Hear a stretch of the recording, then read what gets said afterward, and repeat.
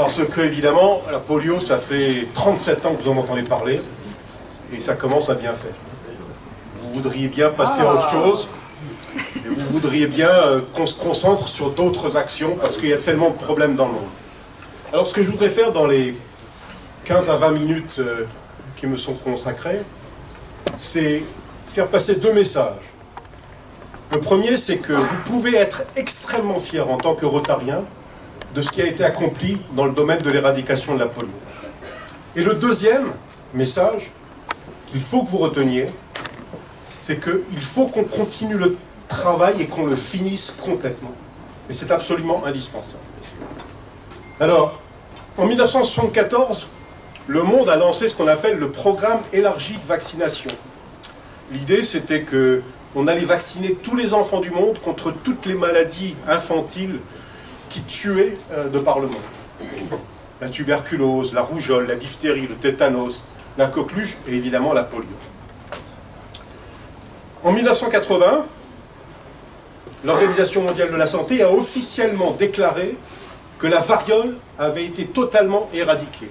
Et vous voyez sur cette diapositive une personne qui s'appelle Halima Aline, qui est le dernier cas de variole dans le monde, un Somalien. En haut, on voit quand il a contracté la variole, et puis en bas, on voit son visage adulte. Il est devenu vaccinateur dans le cadre du programme élargi de vaccination, parce qu'il voulait consacrer sa vie à vacciner les enfants pour qu'ils soient protégés contre toutes ces maladies infantiles. La polio, qu'est-ce que c'est? D'abord, c'est une maladie qui est millénaire. Retenez bien ça. Vous voyez cette stèle au milieu de la diapositive? Elle représente une stèle qui date de 1400 ans avant Jésus-Christ, une stèle égyptienne. Et on y voit dessus une personne qui s'appuie sur un bâton avec une jambe atrophiée, une jambe dont les muscles sont atrophiés, qui a été déjà affectée par la polio. C'est une maladie qui se transmet, c'est un virus, qui se transmet par de l'eau souillée, transmission fécale orale. Ça cause des paralysies irréversibles, et parfois même le décès quand c'est les muscles du diaphragme qui sont affectés. La personne, l'enfant, le plus souvent ne peut plus respirer, et donc il va pouvoir en décéder. Ce qui est très important, et ça va résonner dans votre tête, c'est que c'est une maladie très fortement asymptomatique. Vous allez avoir 300 personnes infectées par le virus, et en fait, une seule personne sera paralysée. Un peu comme un virus dont on a entendu parler récemment. Et ça veut dire qu'il y a 299 porteurs sains du virus, qui ont peut-être eu une fièvre, mais qui peuvent transmettre le virus aux personnes autour d'elles. Donc c'est une maladie qui est compliquée à déceler, contrairement à la variole qui a été éradiquée, qui était toujours symptomatique. Dès que la personne était affectée, elle avait des pustules. Donc c'est très difficile à éradiquer. Alors il n'y a pas de traitement. Une personne qui est infectée par la polio va soit être un porteur sain du virus, soit développer la maladie. Mais si elle développe la maladie et qu'elle est affectée par des paralysies des membres inférieurs ou des membres en général, on ne pourra pas aller en arrière. Par contre, on peut éviter cette maladie, la prévention de la maladie par la vaccination, avec des vaccins qui fonctionnent extrêmement bien, deux types de vaccins, un vaccin injectable, qui est celui qu'on utilise maintenant généralement pour nos petits-enfants dans nos pays, et puis un vaccin oral qu'on utilise parce qu'il est facile à administrer, que des personnels non médicaux peuvent administrer. Ce sont des petites gouttes qu'on met dans la bouche. En 1985, le virus de la polio était présent dans 125 pays dans le monde, endémique dans 125 pays dans le monde. Il causait 350 000 cas de paralysie tous les ans. Vous vous rendez compte du fardeau de la maladie que ça représente. Quelques années auparavant, en 1979, le Rotary avait commencé à penser à la polio. C'était après la création du programme élargi de vaccination. Le Rotary avait financé des campagnes de vaccination aux Philippines contre la polio. Et puis, en 1985, un des inventeurs du vaccin de la polio, le professeur Sabin, est venu à la Convention internationale à Kansas City et a dit aux Rotariens, on peut éliminer la polio en menant des campagnes communautaires partout dans le monde.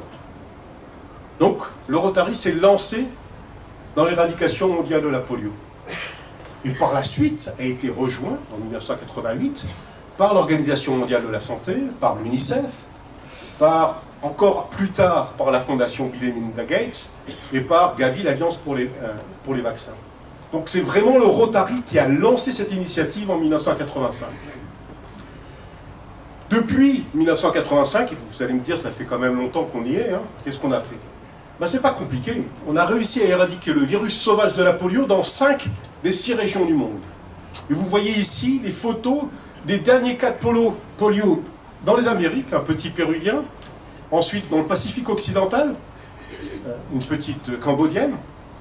Vous allez ensuite en Europe. L'Europe est venue seulement en 1991, en 1998, c'était un petit Turc. Et puis, et c'est là que le monde a commencé à basculer en disant oui, finalement, c'est possible d'éradiquer la polio. En Inde, toute l'Asie du Sud-Est a éradiqué la polio avec cette petite fille, la dernière à avoir été paralysée, en Inde en janvier 2011. Depuis janvier 2011, il n'y a pas eu un seul cas de polio dans toute l'Asie du Sud-Est. Et à partir du moment où l'Inde a éradiqué la polio, on s'est dit oui, c'est pas simplement une utopie, on peut le faire. Ensuite est venue l'Afrique. L'Afrique, c'est un peu plus compliqué parce que les derniers cas de polio causés par le virus sauvage étaient dans le nord-est du Nigeria, cette zone qui est sous le contrôle de Boko Haram, où il était extrêmement difficile de vacciner. Et pendant 2 ans, en fait, le virus circulait sans qu'on le voie, parce que les habitants de cette zone ne pouvaient pas sortir de la zone et ne pouvaient pas aller faire soigner leurs enfants. Et on a quand même réussi à éradiquer le virus sauvage d'Afrique. Donc, où on en est aujourd'hui, 2023, 2 pays seulement, où le virus sauvage reste endémique. Le Pakistan et l'Afghanistan. Et même dans ces 2 pays, qui sont compliqués, et vous voyez la situation ici en 2020, avec 140 cas de polio dans les 2 pays, l'Afghanistan est au nord, le Pakistan au sud, vous voyez qu'il y en a un peu partout dans les 2 pays. Des petites silhouettes qui représentent chaque fois un cas. Alors 140 cas en tout, vous multipliez par 300 pour voir le nombre de personnes infectées, ça veut dire qu'il y avait vraiment beaucoup de virus de la polio qui circulaient dans les 2 pays. Et vous voyez aussi beaucoup de couleurs différentes. Les couleurs représentent grosso modo ce qu'on appelle des lignées génétiques. C'est-à-dire que c'est la diversité génétique des mutants du virus.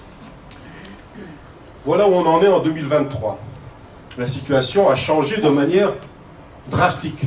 Je suis en train de gêner la vision de mon ami ici. De manière drastique. On a simplement 12 cas cette année, 12 enfants de trop qui ont été paralysés, 6 au Pakistan et 6 en Afghanistan, mais vous voyez aussi 2 choses supplémentaires. D'abord, la localisation géographique de ces cas est extrêmement concentrée dans un nombre de districts, très restreint. Donc ça veut dire que le virus ne circule plus que dans quelques cas. Et puis, les couleurs. Il n'y a plus que 2 couleurs, du bleu clair, du bleu foncé. Et ces couleurs représentent les lignées génétiques, c'est-à-dire que le virus de la polio est en train de s'appauvrir, de s'affaiblir. Il est en train vraiment de livrer ses dernières batailles. Donc le premier message, nous pouvons, en tant que Rotariens, être extrêmement fiers. Parce que, évidemment, ça dure depuis longtemps, mais depuis 37 ans, on n'est pas resté les bras croisés. Depuis 37 ans, on a permis de vacciner plus de 3 milliards d'enfants. Nous avons évité la paralysie d'au moins 19 millions de personnes. Nous avons sauvé des vies, je vous l'ai dit, le virus de la polio peut tuer. Nous avons également mobilisé, avec notre réseau de Rotariens de par le monde, des bénévoles qui sont allés faire de la promotion pour la vaccination, faire de la vaccination un peu partout dans le monde. On a fait beaucoup de campagnes nous-mêmes, on a beaucoup envoyé de personnes de par le monde pour aider pendant ces campagnes. Je vous l'ai dit, on a éradiqué le virus dans 5 des 6 régions du monde. On a réduit le nombre de cas de manière très importante. 350 000 cas en 1985, 10 cas causés par le virus, 12 cas causés par le virus sauvage cette année. Mais aussi, et ça, il faut que vous le reteniez, on n'a pas fait que de la polio. On a mis en place une infrastructure, en particulier la conservation des vaccins pour la chaîne du froid, en finançant des réfrigérateurs qui fonctionnent au gaz, à l'électricité solaire. Et on a acquis une expérience qui sont absolument inégalées dans le domaine de la santé et qui servent bien au-delà de l'éradication de la polio. Quand on va vacciner au nord-est du Nigeria, on ne vaccine pas uniquement contre la polio, on vaccine contre la fièvre jaune, on vaccine contre les maladies diarrhéiques, on vaccine contre la Covid, quand le vaccin de la Covid devient disponible. Quand on va dans les villages les plus isolés en Afrique et en Asie du Sud-Est, on collabore avec le programme d'éradication du paludisme pour transporter et distribuer aux parents des moustiquaires imprégnés d'insecticides pour leur permettre de protéger leurs enfants contre le paludisme. Et puis, ces dernières années, quand on allait vacciner au Pakistan et en Afghanistan, les communautés, parce que ce sont les deux pays qui restent depuis 3-4 ans, les communautés nous disaient, bon, vous êtes bien gentils, hein, vous nous amenez des gouttes de vaccin contre la polio, mais on n'a pas de polio ici, on n'en a plus. Par contre, on n'a pas d'eau potable. Alors qu'est-ce qu'on fait? On identifie ces communautés, ces villages, on s'associe avec d'autres organismes, on permet de forer des puits et de donner de l'accès à de l'eau potable dans ces eaux. Alors c'est pas nous qui creusons, c'est pas nous qui finançons toute cette infrastructure, mais nous facilitons l'accès à l'eau potable aussi.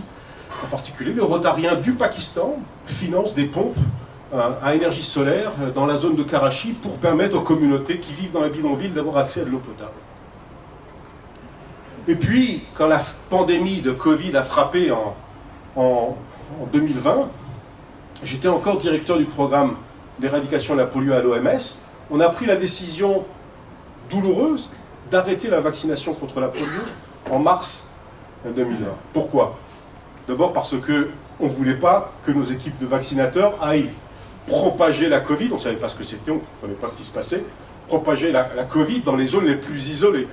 Et donc qu'ensuite les populations se retournent contre eux en disant vous êtes bien gentils, mais vous nous apportez un virus. Donc on a arrêté la vaccination contre la polio. Mais en plus de ça, on avait du personnel, une infrastructure, des véhicules, des laboratoires. On a mis tout ça à la disposition des ministères de la Santé pour qu'ils puissent mettre en place leur premier plan de réponse à la pandémie. Alors pendant 6 mois, on s'est complètement arrêté de faire de la polio et on s'est mis au service des communautés et au service des ministères de la Santé. Et ça, c'est aussi un autre plus de Polio Plus. Alors, le virus est en train de disparaître, mais tant que le virus survit quelque part, il ne faut pas se leurrer, hein. Tant qu'il survit quelque part, il peut se propager très très rapidement. C'est très simple, si on arrête de vacciner aujourd'hui, on se dit, bon, le Pakistan, l'Afghanistan, d'abord, c'est loin, puis ils peuvent bien se débrouiller tout seuls, et puis il n'y a pas beaucoup de cas, hein. Il n'y a que quelques virus qui circulent. C'est très simple, on s'arrête aujourd'hui, en l'espace de 10 ans, on aura à nouveau 200 000 cas de polio partout dans le monde. Je dis partout. Parce que vous en avez peut-être entendu parler, mais en juillet 2022, juillet de l'année dernière, où est-ce qu'on a eu un cas de polio? À New York.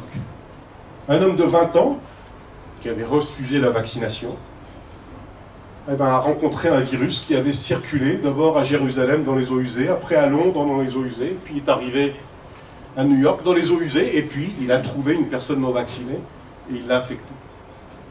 Donc le virus va frapper à notre porte si nous ne l'éradiquons pas entièrement. Mais finir le travail, contrairement à ce qu'on pourrait penser, même s'il n'y a que quelques cas au Pakistan et l'Afghanistan, ça coûte très cher. Ça coûte très cher parce que tant que le virus circule, il peut revenir et se rétablir et ensuite redevenir endémique dans des zones. Dans les zones où les systèmes de santé ne sont pas tellement solides. Donc il faut vacciner tous les ans environ 400 ou 420 millions d'enfants dans 60 pays qui sont fragiles. En Afrique particulièrement et un peu en Asie du Sud-Est. Et puis il faut donc, quand on vaccine, quand on fait des campagnes de vaccination, financer les vaccinateurs. Et puis il faut aussi financer les laboratoires et la surveillance épidémiologique qui nous permet de détecter si le virus est présent ou non.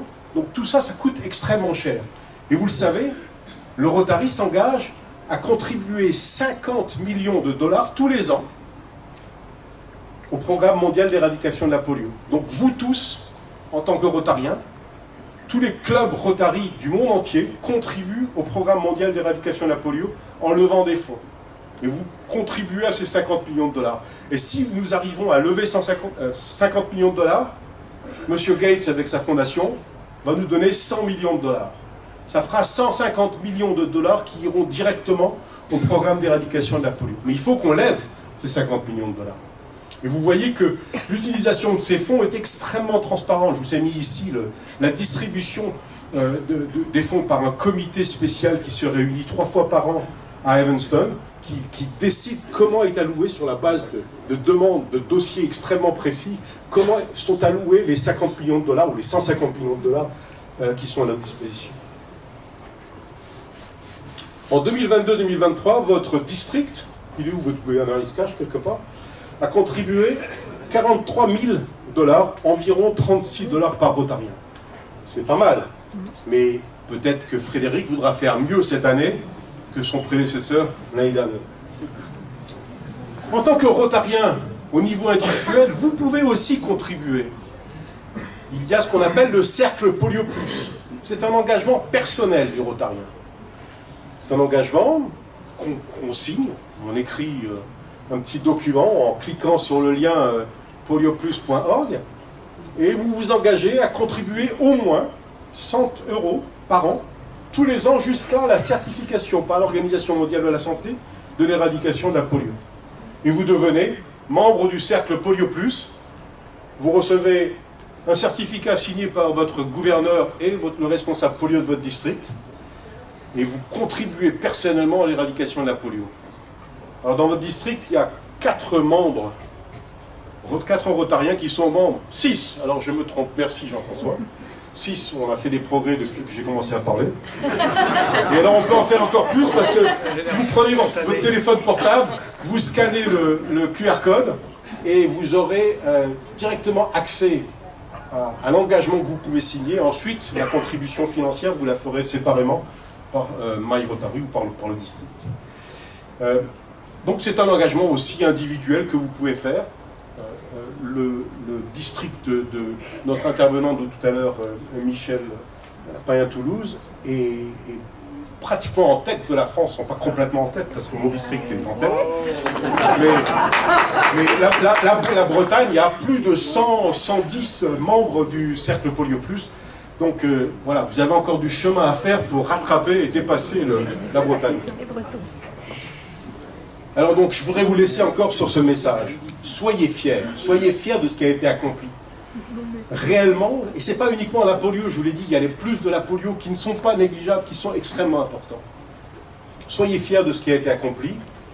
Restez engagés jusqu'au bout pour finir le travail et tenir la promesse qu'on a faite aux enfants de ce monde, de leur laisser un monde où plus jamais aucun d'entre eux ne pourra être affecté par cette maladie terrible. Merci beaucoup.